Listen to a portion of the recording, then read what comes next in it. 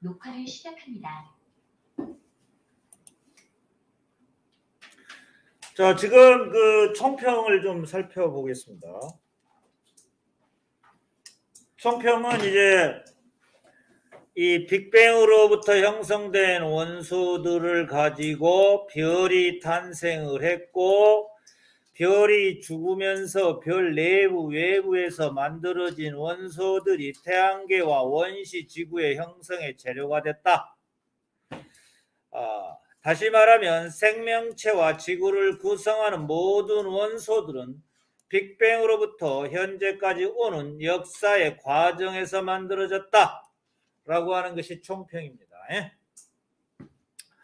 빅뱅 초기에는 수소나 헬륨이 있었고, 수소나 헬륨으로 이루어졌습니다. 우주가. 그리고 이것들을 재료로 해서 별이 만들어졌고, 별의 진화 과정을 통해서 수많은 원소들이 생성이 되었다 라고 하는 것이 우리가 배웠던 지금까지의 총평이다, 이렇게 보시면 돼요. 자, 그러면 이러한 원소들을 우리가 공부하기 좋게 또 보기 좋게 분류해 놓은 표에 대해서 수많은 공부하기 쉽게 분류하고자 노력했던 과학자들이 있습니다. 그래서 오늘날 그러한 과학자들에 의해서 우리가 이제 오늘날의 어떤 원소 분류표, 주기율표에 대해서 이제 공부를 하게 될 거다, 이런 얘기죠. 그래서 수많은 과학자들이 이 노력을 해서 별들이 쏟아낸 원소들을 분류해 놨어요. 그 분류해 놓은 표를 갖다가 보여주면 이렇게 생겼어요. 안 넘어가네. 이렇게 생겼습니다. 이게 이제 주기율표라고 그래요. 주기율표. 별들이 쏟아낸 원소들을 공부하기 쉽게 분류해 놓은 표, 이게 주기율표다. 그래서 이렇게 많은 원소들을 별들이 쏟아냈어요. 별들이 쏟아냈고, 이 지금 원소 분류표는 누구에 의해서 이제 만들어졌느냐, 누구의 공이 크냐, 그러면 이제 많은 과학자들이 있었겠죠. 많은 과학자들이 있었겠지만 최종적으로는 이제 영국의 과학자, 이름 하나 좀 외워둬라. 모즐리라고 하는, 모즐리. 이 모글리가 아니고요. 모글리는 이제 밀림의 왕자죠. 모즐리에 의해서 완성된 원소 분류표이다 라고 알아주시면 되고, 이 모즐리는 원자 핵 속에 들어있는 양성자 개수를 가지고 이와 같이 원소를 분류해 놨어요.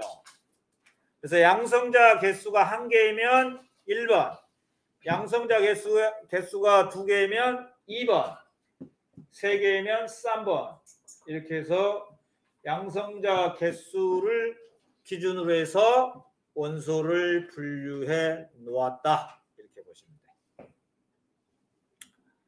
그래서 이게 이제 오늘날의 주기율표죠. 현대의 주기율표입니다. 그래서 가로줄을 우리가 주기라고 해요. 주기. 1주기, 2주기, 3주기, 이렇게 해서 7주기까지 구성이 되어 있네요.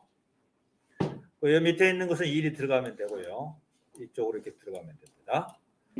그리고 이제 세로줄을 족이라고 그래. 1족, 2족, 3 패밀리, 4 패밀리, 13 패밀리, 14 그룹, 15 그룹, 16 그룹, 17 그룹.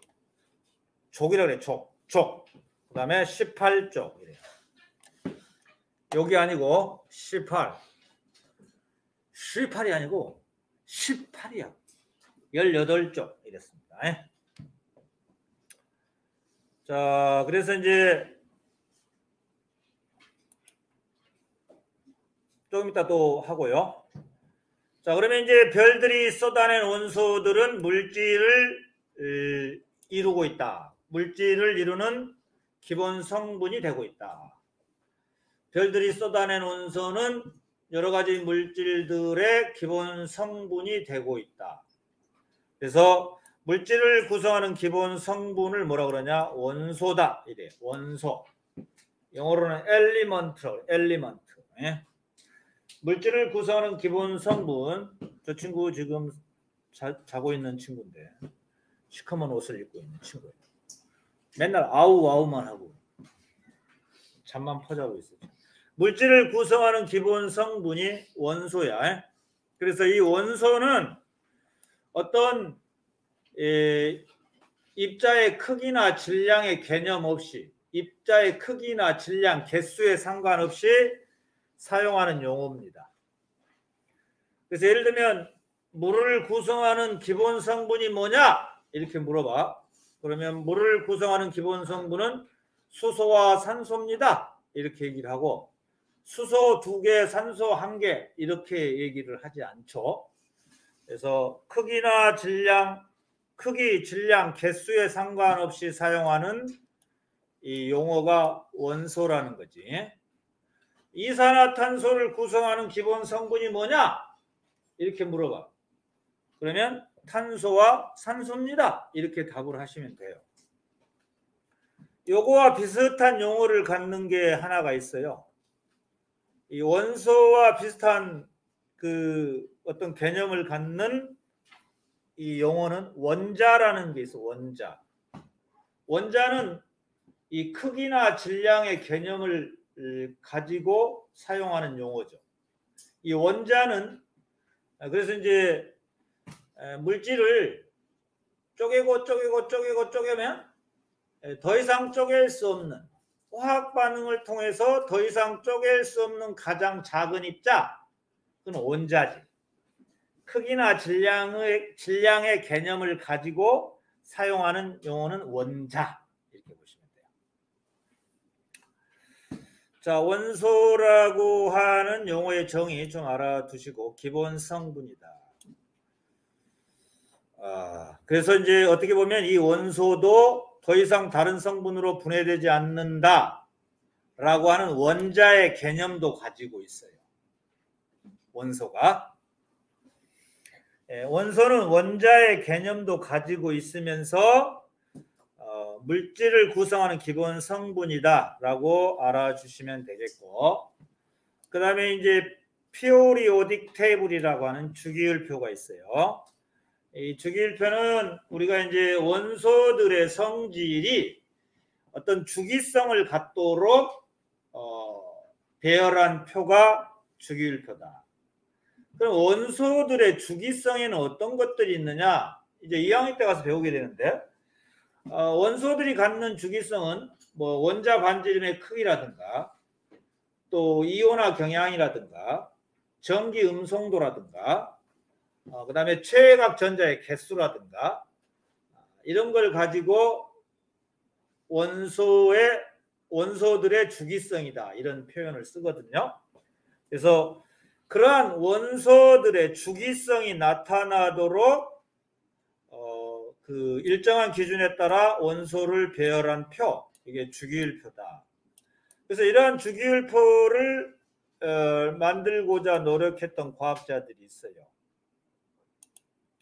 그 과학자는 이제 이러한 과학자들 있죠. 맨 처음 라부아지에, 순서 바꾸면 아버지죠. 아버지. 화학의 아버지입니다. 그 다음에 데베라이너라는 친구가 있었고, 그다음 뉴렌즈라는 친구가 있었어요.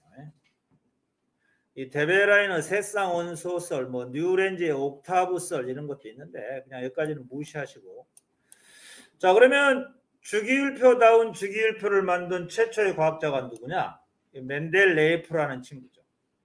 이 멘델레이프는 그 당시까지 알려진 63종의 원소를 가지고 원자들의 상대적인 질량값을 가지고, 상대적인 질량이 가장 작은 것이 1번, 그 다음에 두 번째로 작은 것이 2번, 세 번째로 작은 것이 3번 이런 식으로 상대적인 질량값을 가지고 원소들을 분류를 했습니다. 그래서 최초의 주기율표를 완성한 친구다 이렇게 보시면 돼요. 멘델레예프 어느 나라 사람이게? 그렇습니다. 러시아요. 러시아 친구들은 프로 많이 끝나죠. 예? 브레즈네프, 예? 또 뭐냐 후르시초프, 예? 뭐 등등 프로 많이 끝납니다. 프로. 예? 그런데 이제 멘델레예프가 완성한 주기율표는 원소들의 주기성이 맞지 않는 부분들이 발생을 했어요. 그래서 이런 한계점에 도달을 해서 그 멘델레예프 이제 이후에 모즐리라는 친구가 이제 등장을 했는데, 모즐리는 원소를 어떤 기준에 따라서 분류를 했냐면 양성자 개수 순서대로 분류를 했죠. 그랬더니 그 주기성이 딱 들어맞았죠. 그래서 오늘날 모즐리가 완성한 주기율표를 사용하고 있고, 그 모즐리의 주기율표를 이용해서 여러 가지 화학적 성질들을 이지하게 설명해낼 수 있었다. 이렇게 보시면 되겠습니다. 그럼 멘델레예프의 그 업적은 뭐냐? 이 러시아 친구인데, 멘델레예프의 업적이라고 보시면 그 미래 발견될 원소를 예측을 해서 그 자리를 빈자리로 놔뒀어요. 그리고 이제 그 이후에 이제 여러 과학자들이 거기에 들어갈 빈자리 원소를 봤더니 멘델레예프가 예측한 원소하고 딱 들어맞았어. 그래서 이 멘델레예프라는 과학자가 그 예측 능력이 탁월한 과학자구나라고 하는 것을 인정받았죠. 자, 원리는 원소들을 상대적인 질량에 따라서 가장 가벼운 게 1번, 그 다음에 2번 이런 순으로 주기율표를 만들었던 최초의 과학자다. 이렇게 보시면 되겠습니다. 상대적인 질량을 갖다가 원자량이라고 그래요. 원자량. 상대적인 질량. 예를 들면 이 친구의 몸무게가 뭐 10g이라고 그러죠. 얘가 20g이라고 그래요. 너무 적어. 적기 때문에 얘 몸무게를 100이라고 하면 너는 얼마가 되겠니? 200이 되겠지. 이처럼 좀 확대시켜서 사용한 질량을 원자량이다. 이렇게 보시면 돼. 확대시켜 사용한 질량. 이게 원자량이다. 그러나 이런 원자량은 확대시켜서 사용한 질량 값이기 때문에 우리가 단위를 사용하지 않아요.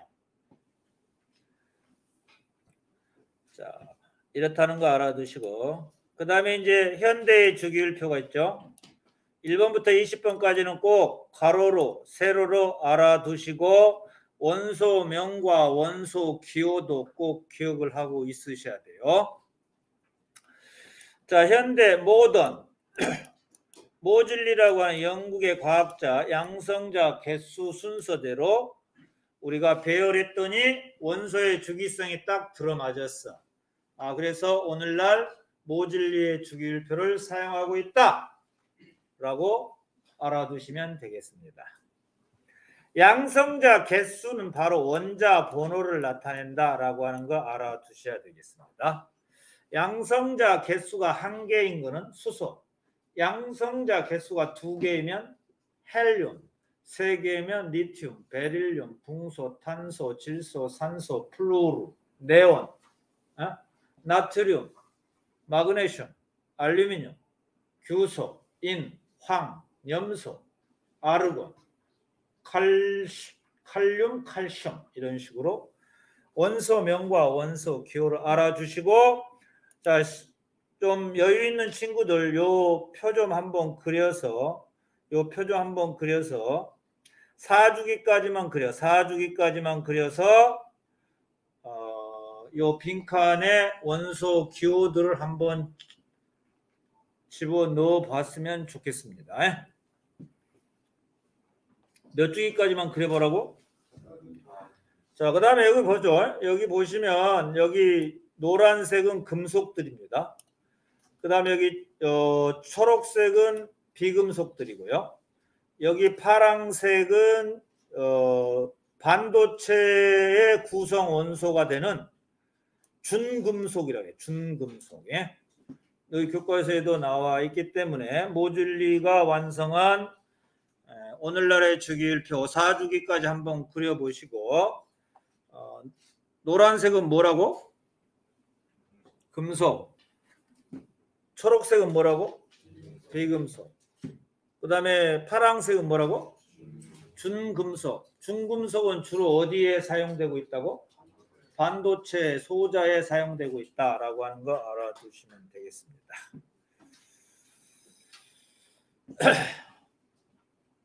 자, 그래서 이제 원소의 분류를 한번 보겠습니다. 자, 지금 노란색만 나와 있죠.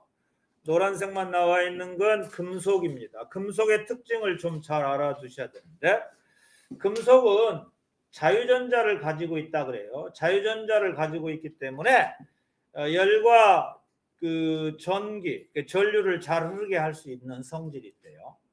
또 금속은 우리가 충격을 가하더라도 이온 결합 물질인 소금처럼 부서지지 않죠. 모양이 변하지만 그 금속의 성질은 그대로 유지할 수가 있거든요.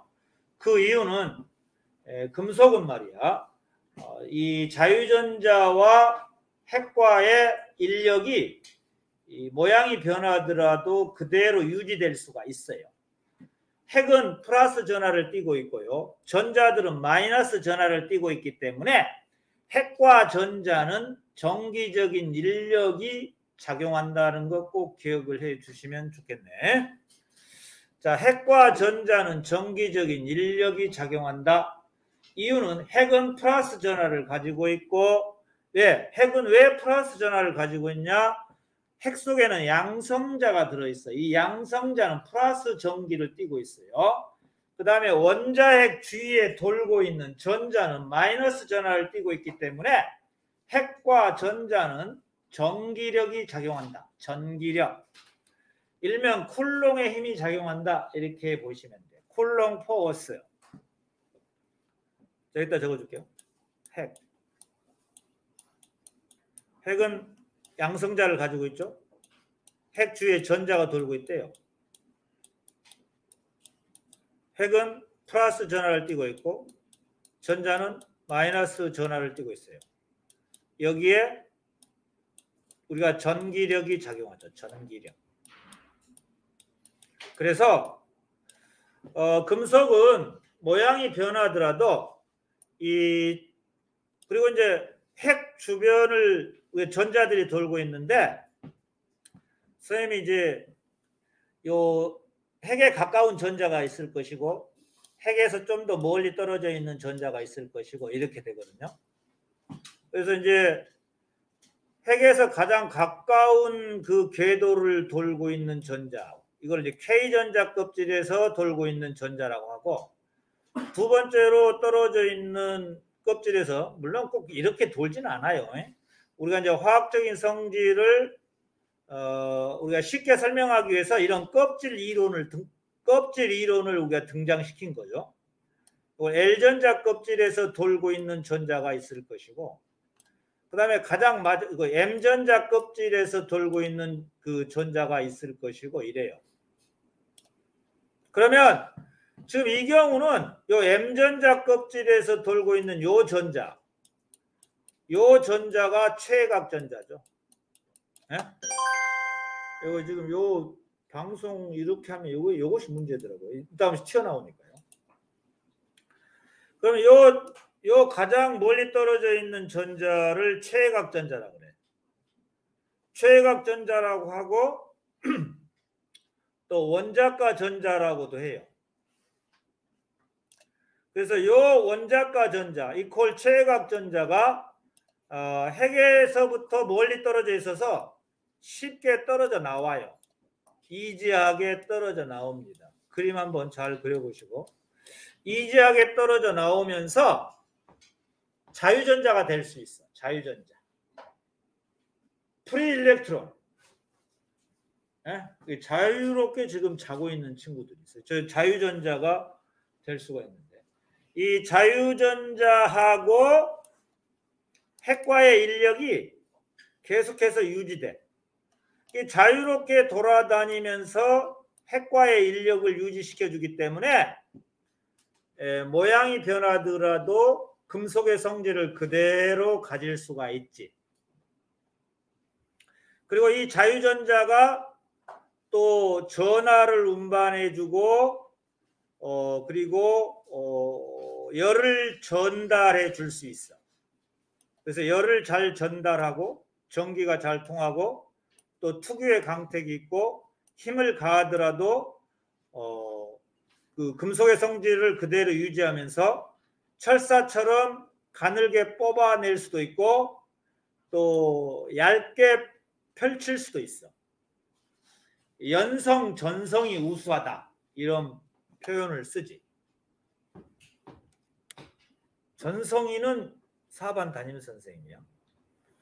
연성, 전성이 우수하다. 연성은 이제 철사처럼 가늘고 길게 뽑아낼 수 있는 거고, 전자는 이제 펼칠 전자죠. 쫙 골고루 펼칠 수가 있다.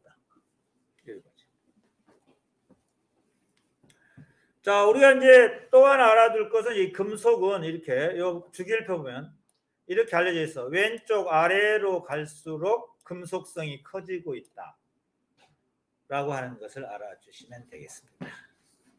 왼쪽 아래로 갈수록 금속성이 커지고 이 금속에서 아주 중요한 또 하나의 성질은, 금속은 이처럼 최외각 전자가 쉽게 떨어져 나오기 때문에 전자를 잃고 양이온이 되기 쉽다 이렇게 얘기를 합니다. 금속은 전자를 잃고 양이온이 되기 쉽다가 금속의 성질이야. 비금속은 전자를 얻어서 음이온이 되기 쉽다라고 하는 게 비금속의 성질입니다.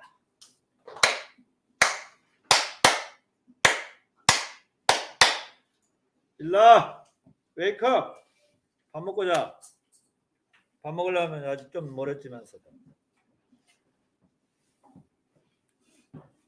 자, 그러면 이제 그 우리가 여러 가지 화학적 성질, 원소의 주기성들을 설명하는데 아주 중요한 그 보호의 원자 모형에 대해서 선생님이 잠깐 알려줄게요. 이건 심화적인 부분인데 여기 있습니다. 보호의 원자 모형에 따른, 이 보호라는 과학자가 있는데 이 보호의 원자 모형은 원자핵 주위를 돌고 있는 전자들은 특정한 전자 껍질에서만 원운동한다 라고 하는 것이 보호의 원자 모형이야. 그래서 여기 보면 여기 7N이 뭔 뜻이지? 7N. 7N이래. 아래 첨자 7N이 뭔 뜻인지 아는 친구. 어이! 미스터 프렌! Look at the monitor.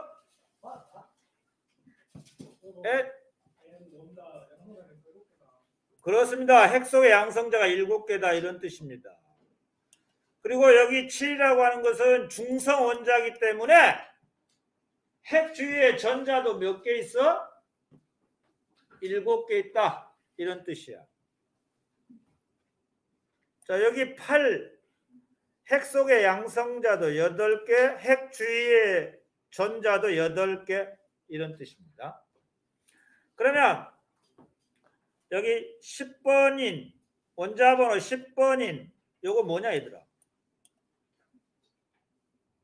네온입니다. 잘했어요. 네온. 이 네온은 양성자 10개, 전자 10개인데 보호의 원자 모형에 따르면 원자핵 주위에서는 전자들은 특정한 전자 껍질에서만 놀고 있대요. 그게 보호의 원자 모형이야. 그럼 왜 보호의 원자 모형에 따라서 전자를 배치하느냐? 여러 가지 화학적인 원소의 주기성들을 설명하기 쉽기 때문에 그래. 실제로 이렇게 안 돌아. 실제로는. 그러면 핵에서 가장 가까운 전자 껍질을 뭐라 그러냐? N=1인 전자 껍질이라고 그래.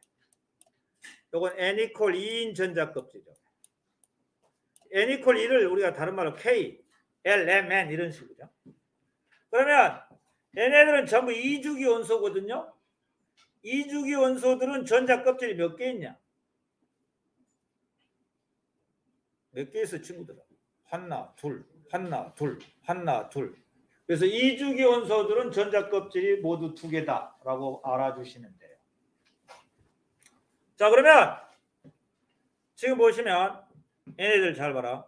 이 9F를 한번 읽어봐라. 얘네들 9F를 어떻게 읽냐? F가 뭐야? 그렇지, 플루오린. 우리가 이제 다른 말로는 불소라고 해. 불소. 이 이빨 양치질 할 때 불소 치약 딱지, 충치를 예방해 준다. 이래서 불소 성분이 들어있어요. 그러면 전자 껍질에 들어갈 수 있는 최대 전자의 개수는 이 N의 제곱계가 들어갈 수 있다고 보는 그 이론을 얘기를 했어. 각 전자 껍질에 들어갈 수 있는 최대 전자수는 2n 제곱계다. 이거 n이 1이면 얼마냐? n이 1이면 2고 n이 2면요 8입니다. 그러면 네온을 한번 볼까요? 자, n=1인 전자 껍질에 n이 1일 때는 2개밖에 없네요.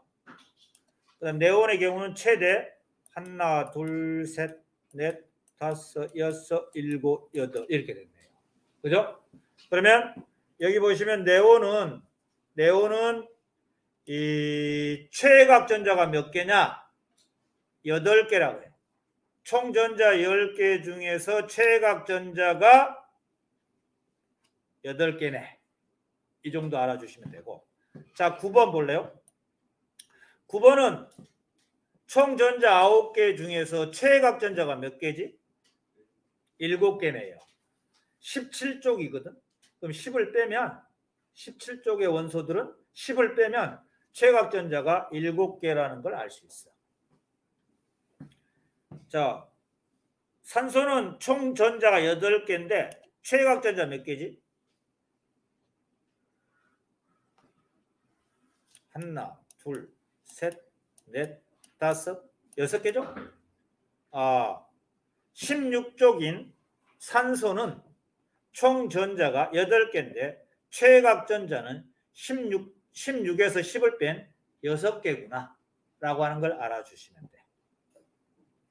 자, 그러면 자, 아까 불소는 최외곽 전자 몇 개지? 불소 시키더라 이거. 하나, 둘, 셋, 넷, 다섯, 여섯, 몇 개? 7개야. 그래서 불소는 최외곽 전자 7개, 원자가 전자 7개 이런 표현을 써. 그러나 버트 네온은 최외곽 전자 몇 개지? 8개. 잘했어. 네온은 최외곽 전자 8개, 원자가 전자 8개라는 표현 안 써. 네온은 최외곽 전자 8개, 원자가 전자 0개 이래. 이 원자가 전자라고 하는 개념은 화학결합에 참여하는 전자가 원자가 전자야. 네온은 화학결합에 참여 안 해. 비활성 기체이기 때문에. 그래서 지금 여기 불소는요. 최외곽 전자 이코르 원자가 전자가 7개 이렇게 말은 하지만 네온의 경우는 최외곽 전자가 8개, 원자가 전자는 0개 이런 표현을 쓰는 거야. 그리고 이주기 원소들은 모두 다 전자 껍질이 몇 개야? 2개. 3주기 원소들은 전자 껍질이 3개. 그리고 우리가 각 족에서 10을 빼면 최외곽 전자의 개수가 얻어진다. 이렇게 보시면 돼. 2주기는 전자 껍질이 2개고 3주기는 3개고 4주기는 4개니까 아래로 갈수록 사이즈가 커지겠죠? 아래로 갈수록 사이즈가 커지고 또 아래로 갈수록 핵과 최외곽 전자의 거리가 멀어지죠. 그럼 전기력이 약해져. 쉽게 떨어져 나와. 전자가. 그래서 금속은 아래로 갈수록 최각전자와 핵과 인력이 약해져서 쉽게 양이온이 될 수 있어. 아래로 갈수록. 그래서 금속은 왼쪽 아래로 갈수록 전기력이 약해져서 사이즈는 이렇게 커져요. 이렇게 커집니다. 사이즈는. 여기 다른 데다 그려줄까? 여기다 그려줄까? 우리가 이제 일쪽만 보더라도 일쪽에는 뭐가 있냐 얘들아. 일쪽 원소들. 수소는 금속이 아니니까 빼고 이렇게 사이즈가 이렇게 커져요. 리튬의 사이즈라고 하고 나트륨의 사이즈라고 하고 칼륨의 사이즈라고 하면 전부 다 일쪽은 최각전자 한 개씩이죠. 이렇게 한 개씩 있습니다. 근데 여기 칼륨이거든. 칼륨의 경우가 가장 핵에서 멀리 떨어져 있어. 그래서 여러분이 쉽게 떨어져 나와서 플러스 1가 양이온이 되기 쉬워요. 그래서 왼쪽 아래로 갈수록 양이온이 되기 쉽다. 금속성이 커진다. 이래. 그래서 리튬은 껍질이 2개, 나트륨은 껍질이 3개, 칼륨은 껍질이 4개 이렇게 돼요. 알겠습니까? 핵과 최각전자와의 인력, 핵과 최각전자 인력, 핵과 최각전자 인력이 여기가 가장 멀어요. 멀기 때문에 얘가 가장 쉽게 떨어져 나와요. 알겠어요? 그래서 원래 19번인 11번이라 할까 그냥 11번인 나트륨 11번인 나트륨은 얘들아 양성자가 몇 개 있냐? 11개 있지. 전자도 몇 개 있냐? 11개 있잖아. 근데 여기 나트륨이거든. 나트륨의 전자가 하나 쉽게 떨어져 나왔어요. 그러면 나트륨은 핵 속에 양성자가 11개 있잖아. 전자는 하나 떨어져 나왔으니까 몇 개니? 10개지. 그래서 나트륨은 양성자가 1개 많구나 이렇게 표시하면 돼. 이거 양성자야. 양성자가 1개 많구나. 다시 봐라. 양성자가 1개 많아. 이게 나트륨 플러스 1가 양이온이라고 그러고 나트륨이 양성자가 1개 많구나 이런 뜻이야. 알겠니? 그럼 이 표현은 뭘까? S2가 음이온. 이거는 황은 전자가 상대적으로 2개 많구나 이런 뜻이야. 알겠어? 전자가 상대적으로 2개 많구나. 아니면 S에 마이너스 2가 이렇게 표현해. 그러면 황은 전자가 상대적으로 2개 많구나. 황, 2가 음이온 이런 뜻이죠.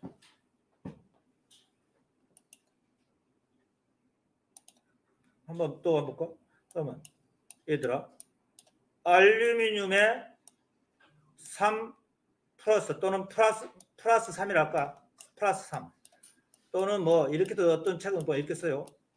알루미늄에 3 플러스. 이거 알루미늄 3가 양이온인데 해석할 때 어떻게 해석하냐면 여기 13번이거든. 여기 13번인데 알루미늄은 양성자가 상대적으로 전자보다 3개 많구나 이렇게 해석하시면 돼. 알겠어요?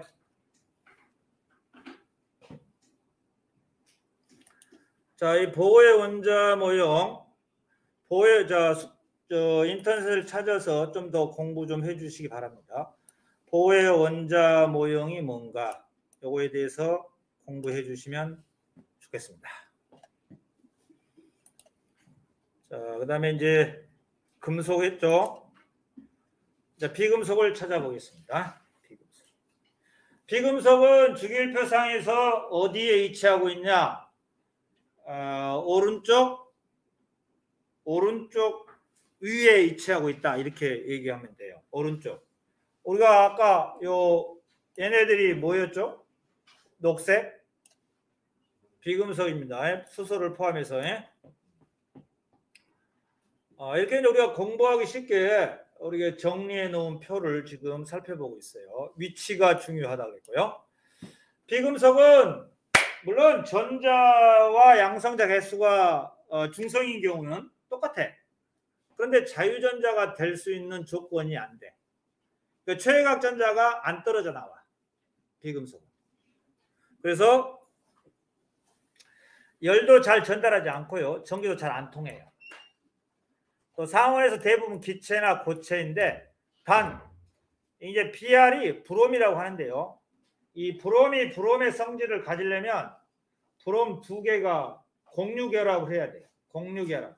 공유결합할 때는 Br2 이렇게 얘기를 하지 EBr 이러면 안 돼요. 예?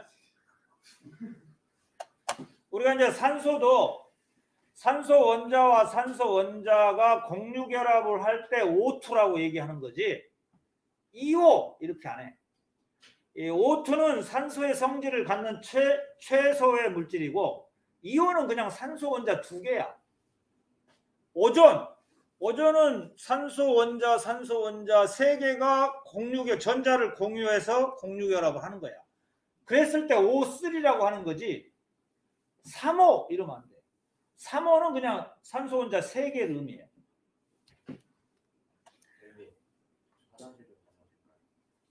도미노네. 도미노 피자.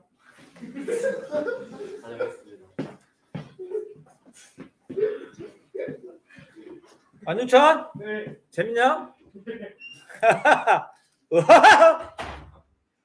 딱따구리. 자, 근데 이제 중요한 거는 자, 이처럼 아까 이제 우리가 금속은 최외각 전자를 쉽게 이룬다고 했죠. 그 떨어져 나간 최외각 전자를 우리는 프리 일렉트론이라고 했어. 프리 일렉트론. 친구, 프리 일렉트론이 뭐지? 프리 일렉트론. 자유부인? 자유전자. 자유전자가 프리 일렉트론이야. 그래서 이제 비금속은 얘네들은 이제 전자를 얻으려고 해. 전자를 얻어서 음이온이 되기 쉽죠. 전자를 얻어서 음이온이 되기 쉬운 순서는 오른쪽 위로 갈수록이야. 물론 18쪽 제외.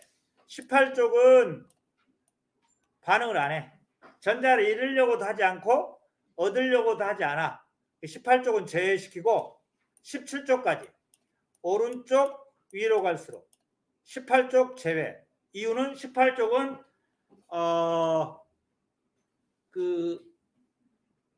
반응을 하지 않는 비활성 기체라 그래. 옛날에는 불활성 기체. 불활성. 아니 불자를 썼어. 불알이 아니라. 불알은 너네들이 가지고 있는 거. 두 개지. 왜? 세 개씩이라 돼? 오, 강력한 스태미너. 불알 세 개면 얼마나 강력한 스태미너. 강력한 체력. 세계에서 나오는 강력한 스태미너. 강력한 테스토스테론 호르몬. 물론 불알에서 나오는 게 아니야. 불알은 그냥 정자를 장소가 불알이죠. 예? 그리고 남자들이 많이 나오는 호르몬이 테스토스테론이라는 호르몬이죠. 머리요, 뇌에서 나오는. 자, 오른쪽 위로 갈수록 비금속성이 커진다 라고 하는 거 알아주시면 되겠습니다. 됐냐? 자, 여기까지 하고 이제 그만 넣을게요. 자, 원소들의 성질이 규칙적으로 나타나는 배열한 표가 뭐지? 아까 원자과 전자는 가장 바깥 껍질에 존재한다고 그랬죠? 18쪽을 제외한 나머지 그 원소들에 대해서 원자과 전자나 최외각 전자는 같다 그랬죠? 그래서 원자과 전자 수가 같으면 화학적으로 유사한 성질을 가져요. 그래서 같은 세로줄에 오도록 배열을 해놨어요. 같은 세로줄을 족이라고 해. 족. 그래서 우리가 족의 일자리 수가 원자과 전자의 수를 의미하고 18쪽은 8이라고 하면 안 돼. 원자과 전자 수는 빵개. 그러나 18쪽은 최외각 전자는 0개 아니면 2개 아니면 8개죠. 헬륨만 2개니까. 헬륨만 2개죠. 그래서 이러한 것들을 좀 기억을 하시고 집에서 숙제 보호의 원자 모형에 관한 내용을 좀 더 인터넷 찾아서 공부를 해주고 다음 시간에 왔으면 더 학습에 효율적으로 참여할 수 있습니다. 여기까지 하겠습니다.